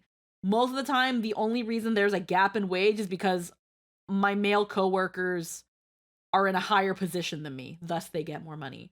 But like, I was never in a situation, or if I was in a similar position as a male coworker and they were making more than me, it was because they were around longer. Because there are some workplaces where, depending on how long you've been with a company, they give you incremental raises based on how long you've been there and performance evaluations. Now, to be fair, when it comes to performance in the workplace, women do tend to be better than men, but women are also, I think, more likely to switch jobs. I could be wrong about this. I could be wrong. I could be pulling this out of my ass. I'm just kind of like, my brain went there. But the times I've experienced a wage gap is because they've been around longer than me or they were in a higher position than me. And when it came to paying me more because I usually did a good job, the conversation was pretty easy. Oh, you want to get paid a little more? Yeah, I'll go talk to HR and see if we can get that figured out. And then I would get my pay raise. So I personally never experienced this. I'm not going to say there isn't a wage gap, but I personally never experienced this. You actually did at the cafe, though. They were actively going to replace you with a man. They were going to pay more than what they refused to pay you, weren't they? Yes and no. Yes and no. What was happening was what was happening when I used to work at the cafe was the new owner brought in a guy to be an assistant manager. But the problem with that was he was only willing to do half of the job. He was only willing to do the front and not do the drive-through, which meant that I was going to have to do more work because he purposely was going to avoid half of it. And then he fired my assistant manager because of disagreements and friction with the guy that he brought in.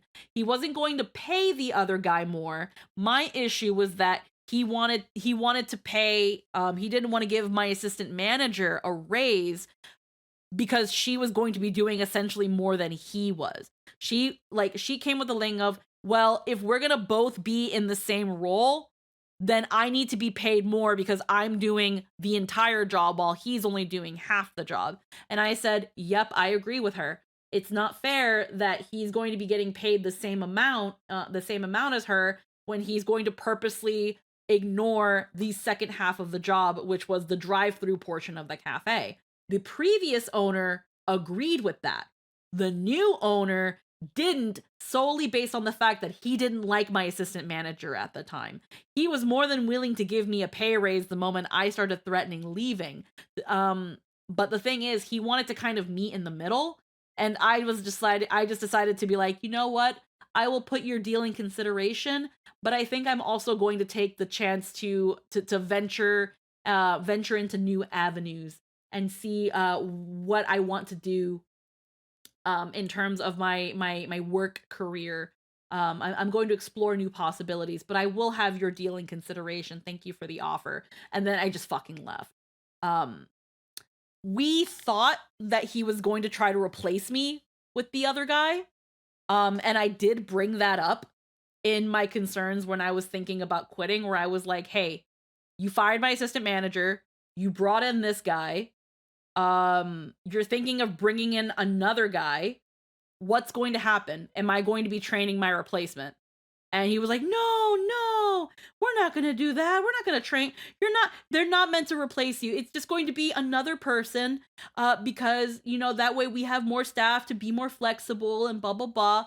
And I was like, I'll take you for your word, but I'm going to say it's a little hard to believe you based on what you did to my assistant manager and how you fired her, with consideration of what she was working versus the guy that you've already brought in. I'm supposed to believe that the guy you're about to bring in is, you know, not going to be a big deal for me to worry about. I find that a little hard to believe, but he swore up and down that that wasn't going to be the case. And funnily enough, sometime after I left, I had people checking in for me, even though I never asked, and they never brought in this guy. This guy never came in. I think he chose to abort the mission. I think he chose to abort that mission after I left. I don't know what happened, but that apparently no other man has ever worked in that cafe. And funnily enough, the guy that they the guy that would work there, that the guy that was brought in that eventually, like, you know, got my assistant manager fired despite him only doing half the job and fucking up at that too. He eventually left. Because again, I have regulars who come and visit me in my new job and occasionally are like, hey, so like that guy doesn't work there anymore. He decided to leave. He decided to go back to the coast and you know, and be with his wife and stuff because he never wanted to be in this town anyway. And he was forced to be here. And I was like, oh yeah, I know. Oh yeah, I know. I got a lot of dirt on the new owner and how he runs his business before I left, because man, when you're going to leave and quote unquote no longer be a problem, people sure do love opening their mouths. People love opening their mouths when they think you're not going to be a problem. I mean, I'm not a problem. I'm not an issue to worry about. I don't care what happens to that place. I'm done with it. I'm sad that it's gone to where it is now. But that's none of my business. That it never was my business, and it isn't my business. So I don't care. But no, they according to their words, they were never going to replace me. They were never going to introduce a guy that was going to be paid more than me or anything like that. I'm going to take their word for it, because even after I left, none of it happened, as far as I know. But that was a fun time. But again, still, even then, haven't really experienced that wage gap. I think it was people who were thinking that when women worked the same job as a man, they were making less than them. Somehow thinking that they did make the same amount as their male coworker because they were a woman, when in actuality, it was because in some cases, more women were taking more time off than men, hence why, quote unquote, women were earning less than a man. So confused what was earned on a paycheck with being hired for the same rate. I hope I'm explaining this right. And that's another thing too. As far as I know, when it comes to these like age gap discussions, I don't think it talks about how often men versus women call out and things like maternity leave and things like that. The wage gap mostly comes about from all these little moments where people are more likely to require more convincing to pay women than compared to men. Following the same social principles as why women struggle to be taken seriously in hospitals, the gap started closing after it got called out for PR purposes. Yeah. So I guess it's that thing of, if there was a wage gap, it kind of isn't much of a thing anymore. And unfortunately, it's been kind of covered by certain blanket statements that don't apply anymore. Does it probably exist in some places more than others? Maybe to an extent, but I don't think it's this thing that needs to be in the discussion anymore. But at the same time, I could just be talking out of my ass simply because I've not experienced it. So it's not fair to say that, well, I never experienced it, so it must not exist anymore. I'm unfortunately not educated enough to say with certainty, yes or no, this did or didn't happen. But I know that I've never experienced it. So let's continue. We're almost done, actually. My video, I forget how stupid. It still exists, but it's basically a fair number of business owners are sexist, and that skews the numbers. Yeah, and unfortunately that is also a thing too. There are also just like, yeah, yeah. And here's the other thing. Maybe the reason I also didn't experience it, especially in the cafe, was because in the 7 years I had worked at the cafe, the boss preferred to hire girls. He preferred hiring girls because he found that women were better workers than men. He found that again, male boss, preferred to hire girls because he felt that guys were too confrontational, which means he didn't like that some guys, I guess, questioned his authority. He didn't like that guys tended to call out more about certain things. I don't know what that could mean. And he just felt that girls were better at multitasking, working under pressure, and adjusting to changes better than the men. They had hired several men in the past, and they just didn't have the best experiences with them. I'm going to say not all men in the workplace are like that. I have worked in stabs with men, and enjoyed them with coworkers as much as I have with female coworkers. But my previous male boss preferred to have a all-female staff, and it wasn't for any sort of weird ulterior motive. He was married with a wife at the time, and then when his first wife passed away, he immediately had another woman. He never looked or acknowledged us in any sort of, creepy, like, man sort of way. If anything, he was actually very protective of us. And was honestly kind of like a bit of a low-key dad figure. He never saw or treated us in any sort of way like a thing to conquest or take advantage of aside from like, hey, can you work more? He was actually very protective of us girls. When it came to like how certain customers treated us, he was actually like not the best boss, but he was actually a good man.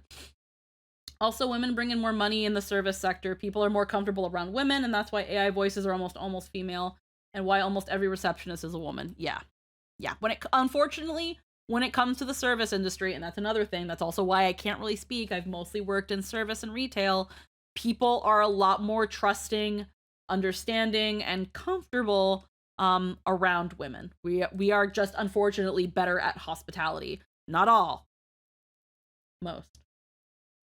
Stupid these talking points were, dude. And sorry, I'm just watching these videos. I'm thinking about all the fucking people on Reddit who are like, Shoe0nHead sent me down the alt-right pipeline. Really? This is what did it? How the fuck is it my responsibility if you watch milquetoast ass shit like this and start goose stepping? I went down the alt-right pipeline. I was a Nazi. First of all, no you weren't. No you weren't. You probably watched some Ben Shapiro owns college liberal compilations, and then some other YouTuber years later told you that's what being a Nazi is, and that actually having the politics of a Walmart HR department is salvation. Like, can we fucking relax? I'm sorry, I don't understand the YouTubers and streamers from this era who have like I don't know.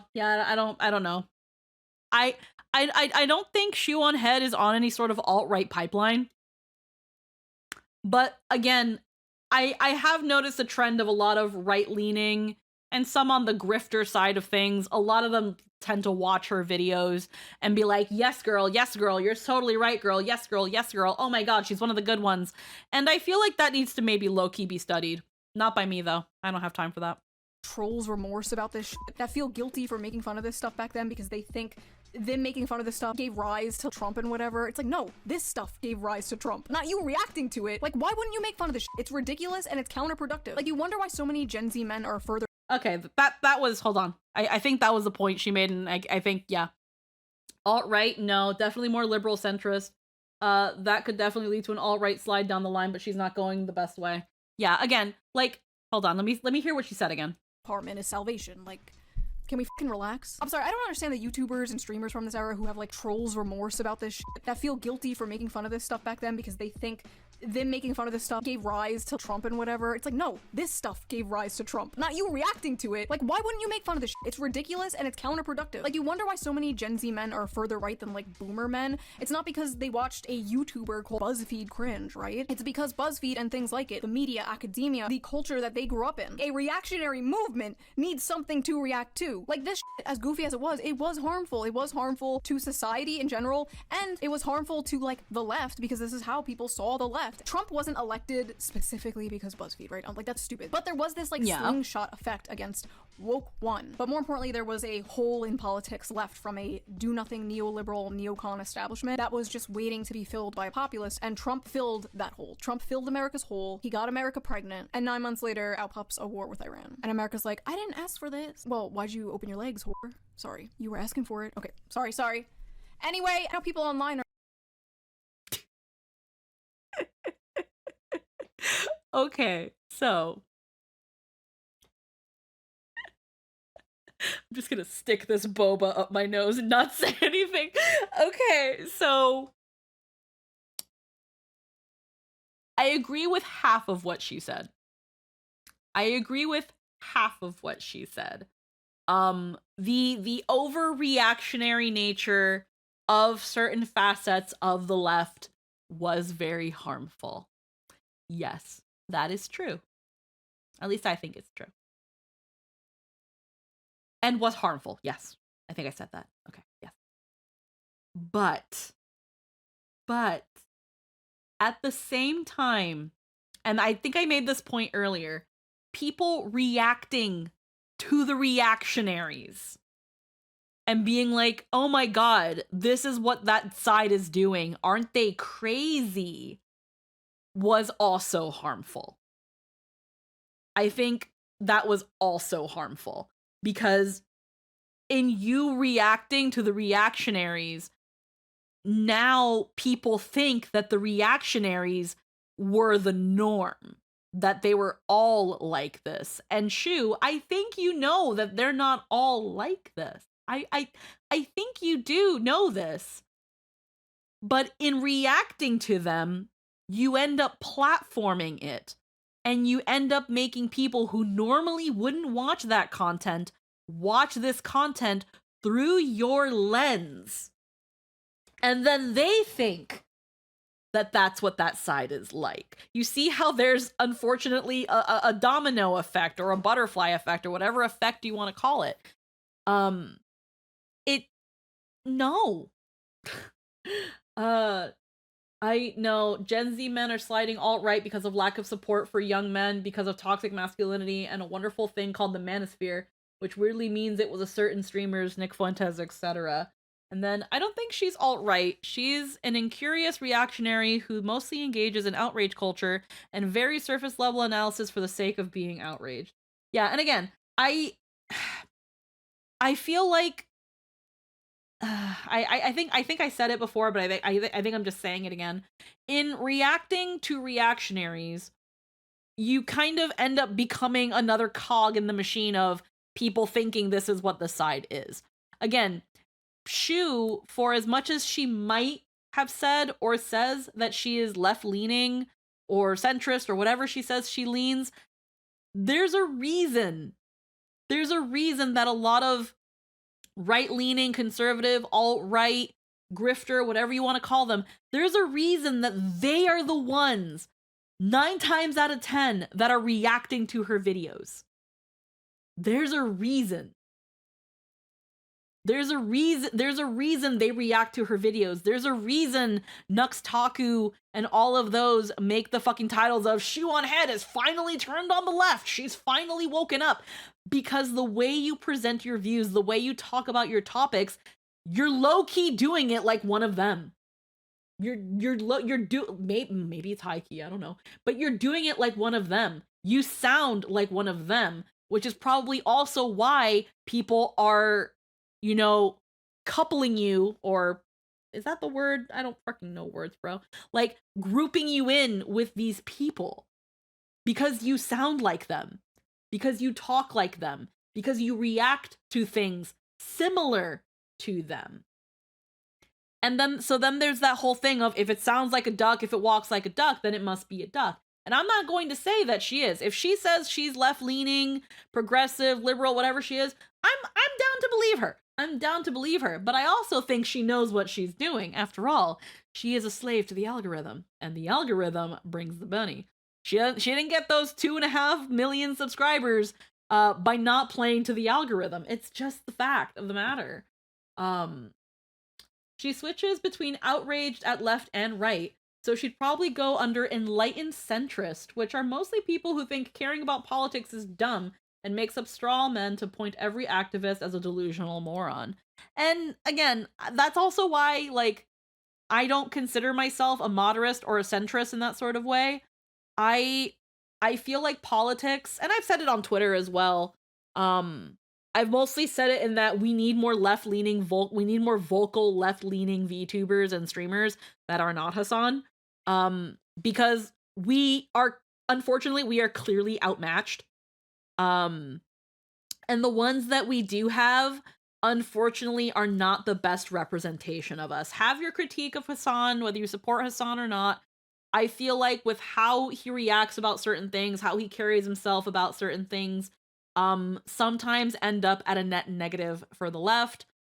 Shoe, even though she is quote unquote on our team, quote unquote, some of the things she says and how she reacts to certain things would make you think otherwise.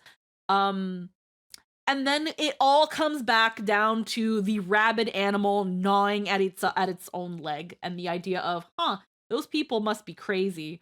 And then that occasional bit of clarity where the rabid dog looks at the other rabid animal gnawing its leg and is like, wow, that guy's crazy. It's a cycle. It's a weird cycle.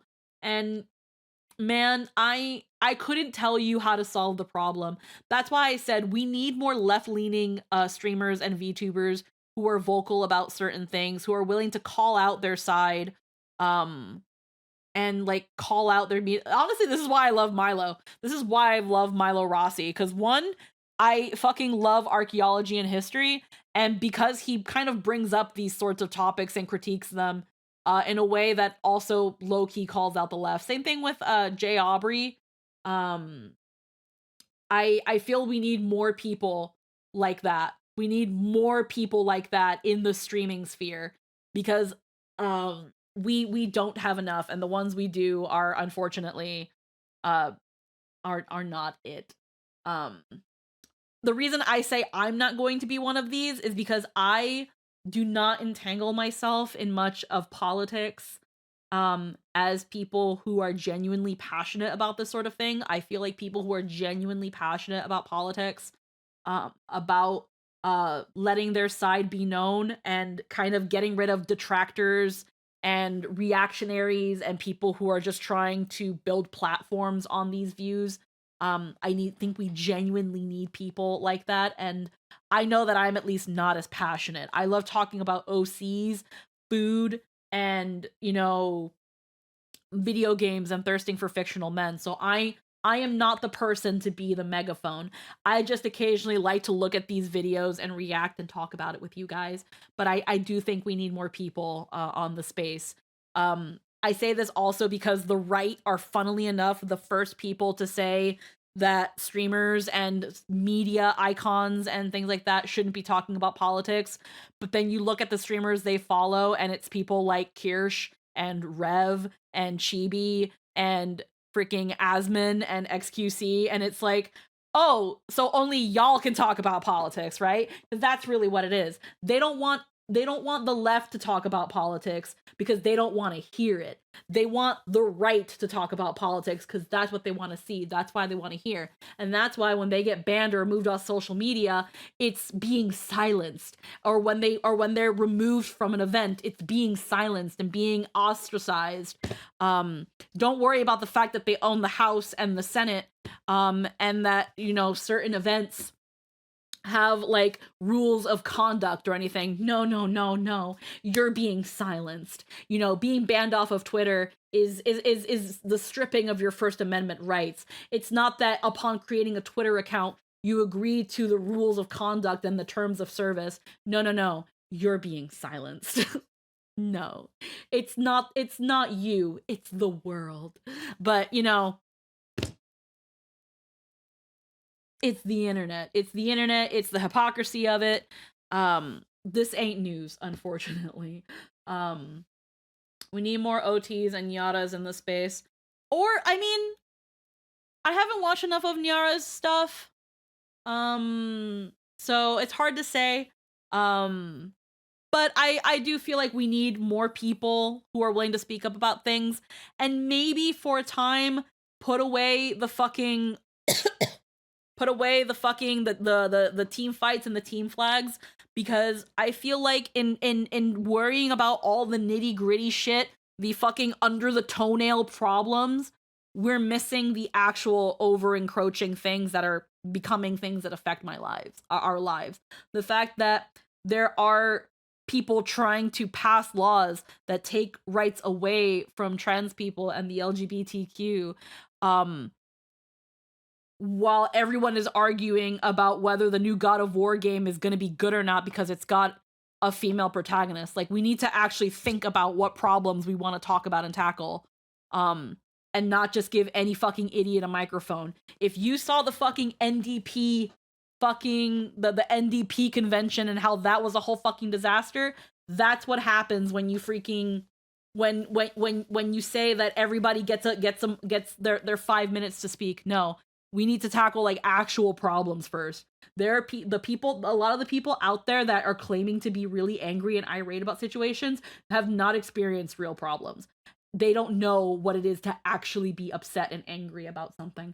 And, you know, that's why we have situations like this. So it's less about being a political streamer than it is being in a space where you talk about people, because people are politics. Like, Matthew Colville also normalizes progressive politics through the lens of think about people complexly and pointing out how moneyed interests intersect with hobby spaces. Absolutely. Just as part of his discussion about TTRPGs. Yeah. So there's a lot more nuance about it. We need more people that are willing to bring up the nuances while also calling out and criticizing the faults on our side. I only like doing that sometimes because I like taking D&D notes and thirsting over fictional men more. Let's wrap up this video so I can take up notes, by the way. Let's finish this. They're like, oh, Woke 2 is gonna be great. Woke 2 is gonna hit like crack. If you thought we were woke before, you done went and woke the beast. No. Welcome to Woke 2.0. Do you want Hitler too?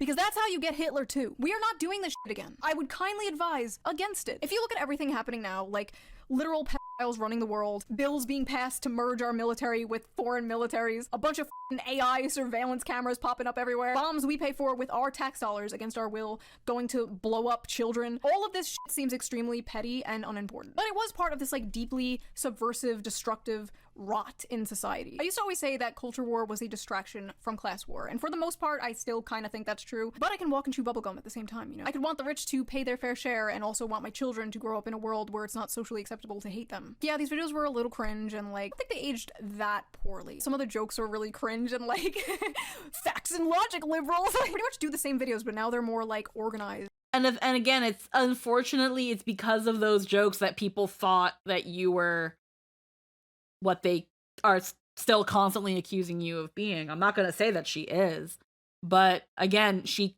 kind of, at least her early videos, kind of low-key played into that.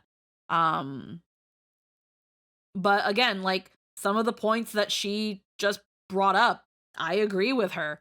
Like, but the way she presents certain things would make some people think that she's not.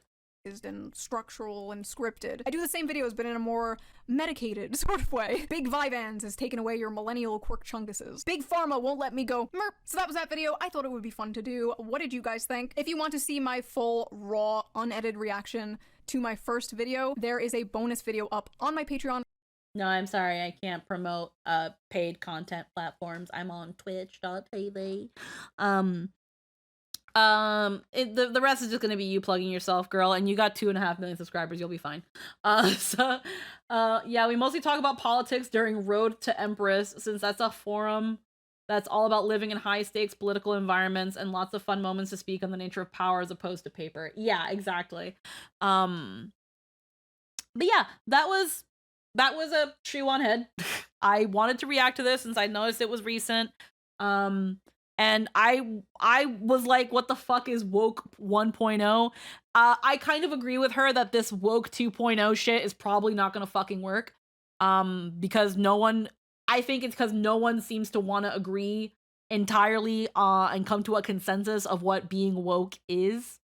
There are always going to be people who are like, I am more woke than you, I am more progressive than you, I am more tolerant than you, I am more this than you and that than you. And we need to first get rid of those people, or fucking put them in a place and be like, you stop that right fucking now, because you're gonna be the reason we lose the war. Right now, if we were to say we're any version of quote unquote woke, we are at 1.5. We are at woke 1.5. If you think woke is an identity, you're not part of the club. Exactly. We can't call it anything. Anybody, actually, that's the best way to put it, I think. If we're going to be, if you're taking any of this with any modicum of seriousness, you're not calling it woke 1.0 or woke 2.0 or anything like that. You're just, we're just the movement, or whatever you want to call yourselves. But the moment you start putting in woke, that's when, unfortunately, you've lost the battle. Unfortunately, you lost the battle. I hate so much how the term woke has become what it is now. It started as a just benign stay informed, stay in the know, stay aware, and now it became essentially people being angry about nothing. And I hate it so much. It's kind of like how I hate how the word goon went from being a brainless henchman to fucking people that freaking are perverted degenerates online. I say as I have my booby model. It's summer, it's hot, and my computer graphics card gets like 100 bajillion degrees, so I, as an internet anime girl, can have a tank top on without a bra. Anyway, that was it for me. This will be fun to edit, I hope. And heckin', I'll probably get this out at some point. Thank you so much, YouTube on the side of things, for watching. If you liked, hit that subscribe or that bell to be notified of when I do more of this dumb shit. But I think for now, we are going to head off YouTube. Bye-bye.